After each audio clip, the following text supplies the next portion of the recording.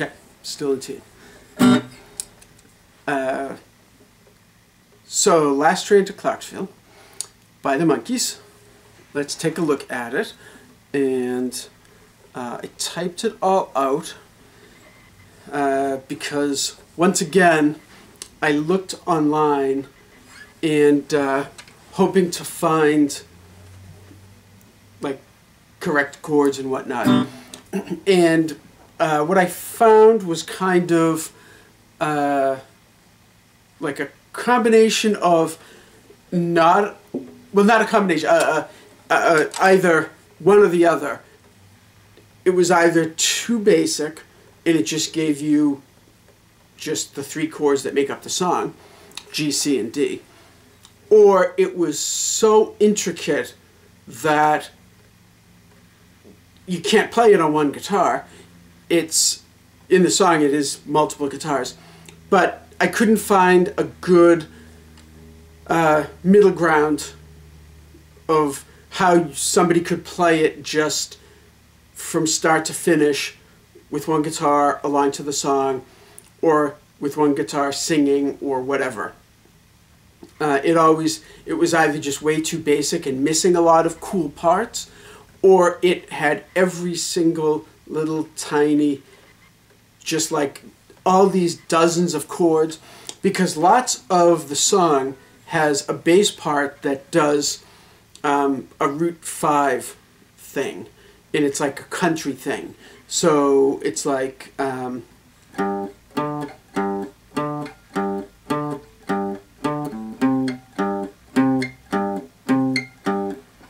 that kind of a thing. So that last bit, I was doing it on C, so the chord would be C, okay, or in this case of the song a C7. So it would be like,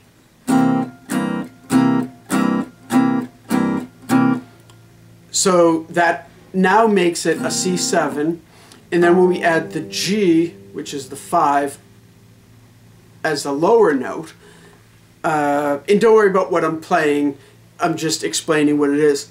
So when I add that lower note that the bass is doing, that lower note, it's now a C7/G chord. And then, like, imagine if now the guitar is, or the bass player is adding, like, say an A underneath, say, the C7. Now it's a C7/A chord. So you end up with, every time the bass player plays a different note, technically it's a different chord. It's not just a C7 anymore. But there's really no need for all of that. So I just kind of typed up my own thing. So, Last Train to Clarksville.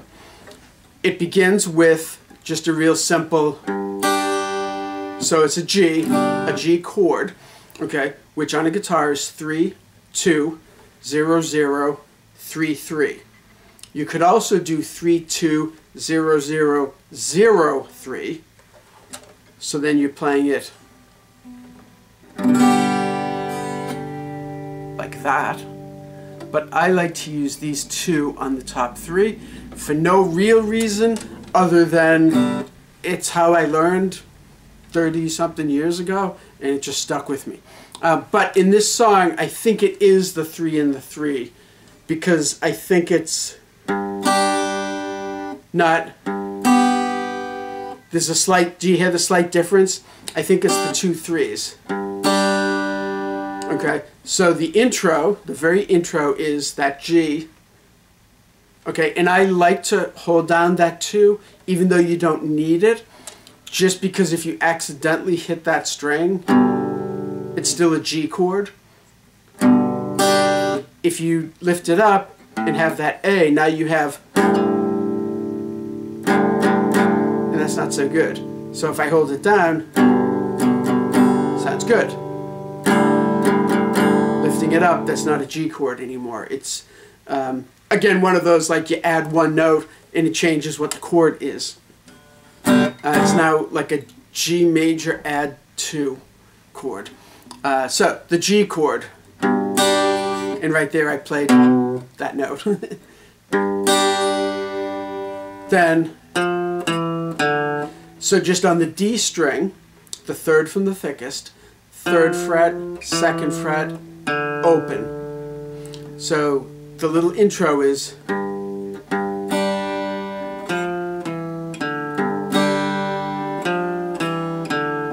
okay, easy, right? So just as explaining these chords again, what ends up happening is this is a G. As soon as I add that note, with those notes still sort of ringing in the background, which they do, it's now a G7/F chord. And then adding that note there, the 2nd fret, is on the D string, is an E note, so it becomes a G6/E. And then having that open string is a D, which is already part of the chord anyway. But since that's now the lowest note that we're hearing, it's now technically a G/D chord. So as you can see, all I'm doing is a G chord, then, and suddenly somehow it's making that 4 different chords. Technically it is, but I wouldn't worry about it. So the intro.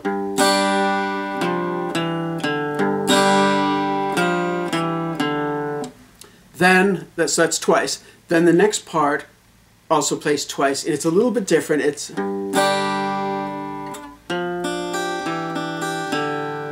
so what I'm doing is playing the same as the first part, that 3rd fret on the D string, and those 2 3s, but now I'm doing and playing those 3s, the 3rd fret on the top 2 strings, the B and the high E string. So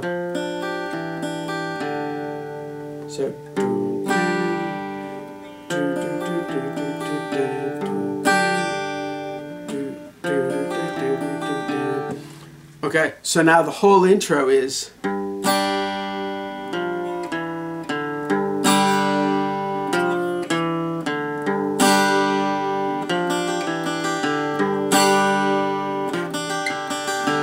I messed up right at the very end. Oh well.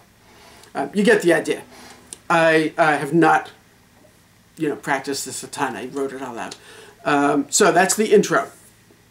Now that part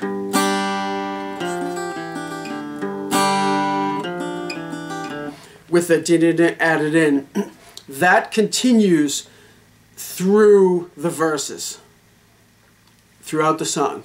Okay, so that part is always there. Then there's another guitar that comes in with just kind of strumming the chords, and that's what we're going to do now that the verses start. Okay, because one, it gives a little bit of a different sort of feel to it, and I think it's a stronger part in the song. It pops up, it pops out a little more than that intro bit. The intro bit that keeps going in the verses is kind of buried a little bit back. Okay, so now we have a verse. Okay, and just so you know, the intro is by far the hardest part of the whole song. Now the rest of the song is pretty simple. Okay, so it's G for a whole bunch of the verse. So it does the intro, and then take the.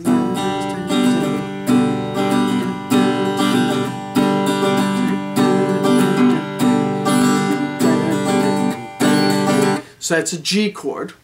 Okay, then it goes to a C7. Okay, in a C7, okay, a C is you don't play the thickest string, then you play the 3rd fret of the A string, the 2nd from the thickest, then the 2nd fret of the D, the open G, the 1st fret of the B string, and then the open high E. So 3, 2, 0, 1, 0, and not playing the thickest string. Okay, so that's a C. Now a C7, what I do is I put my pinky down on the 3rd fret of the G. Okay, so here's a C. Now here's a C7.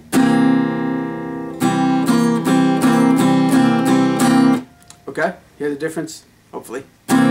So a C7, now, and that's the oh no no no, oh no no no. Then there's the stop, and then the next verse. I don't know what the lyrics are, but you know, take the so it's G, then the C7 again, the oh no no no part again,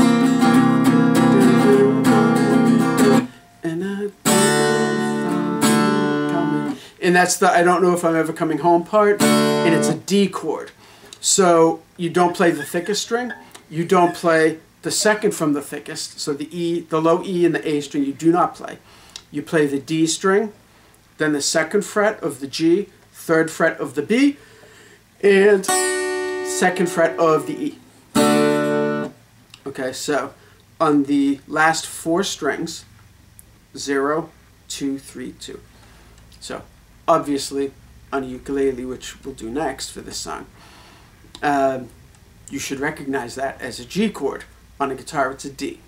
Okay, so that's the and I don't know, coming home, and then it does that second intro guitar part again, which usually it's sort of rock and roll, I guess, or music slang. It's not just rock and roll, blues and jazz and stuff, country, but it's called a riff. So that second little guitar riff,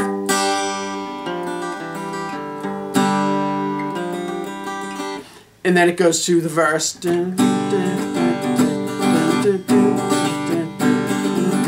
which is G, then C7, and that's the oh no no no part. Then instead of the, you know, and I don't know if I'm the D, it goes right to the bridge, okay, and it's a G,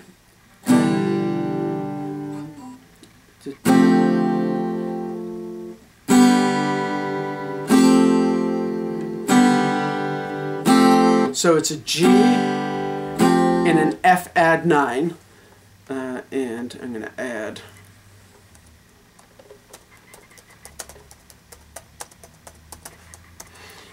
one strum for each chord. I just added that into the little thing that I typed out that I'm going to cut and paste.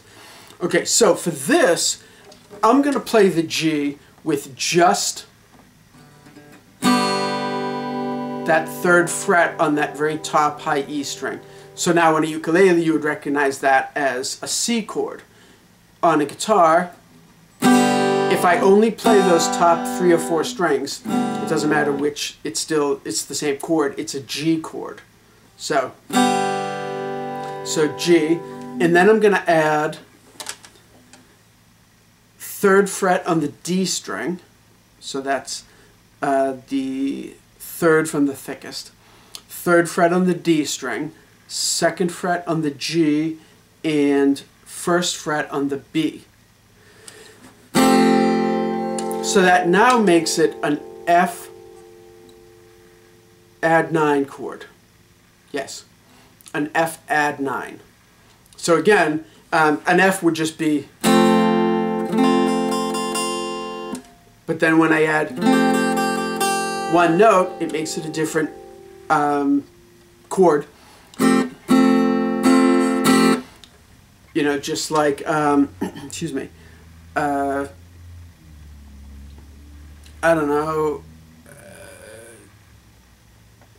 suddenly I can't think of any words. Okay, the word rat, R-A-T, you know, like a kind of large mouse rodent.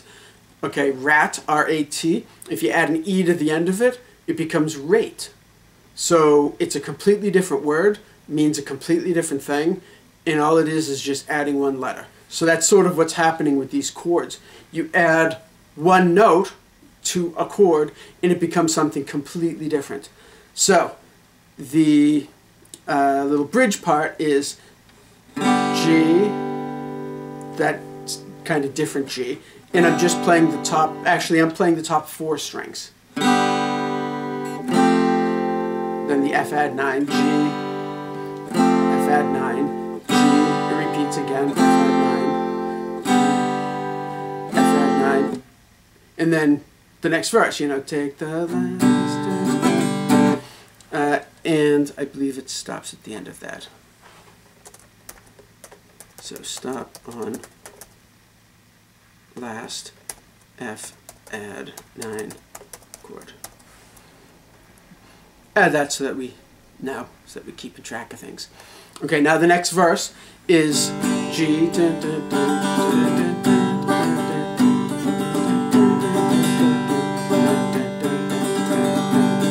C7, and that's the oh no no no part.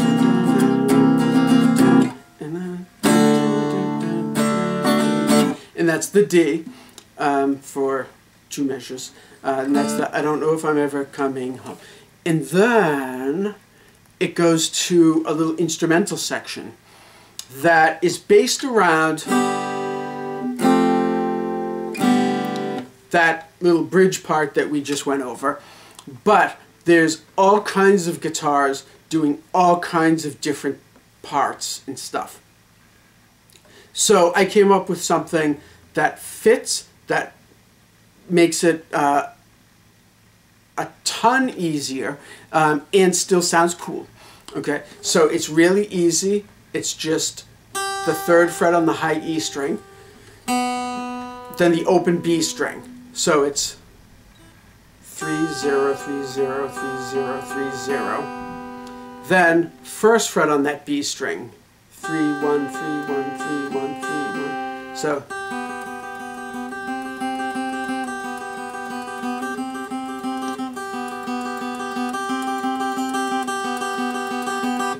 and it does it 7.5 times, and I think, yeah, slightly over 7.5 times, because the very last time, so we play through that 7 times, then the next half time that we play through it, it's, and it actually ends on the 3, that very first beat of the 2nd little measure of that thing. So it's like that much more than 7.5 times through. But you'll listen to it and you'll hear it.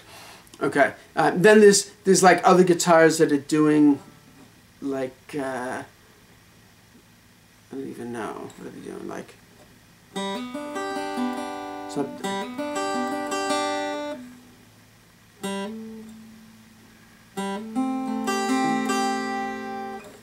Then something,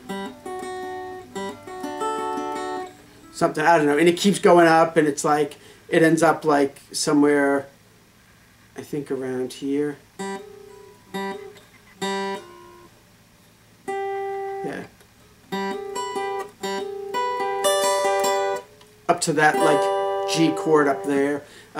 It's pretty intricate stuff, but that little thing will handle that instrumental section. Then it goes to a verse again. So G.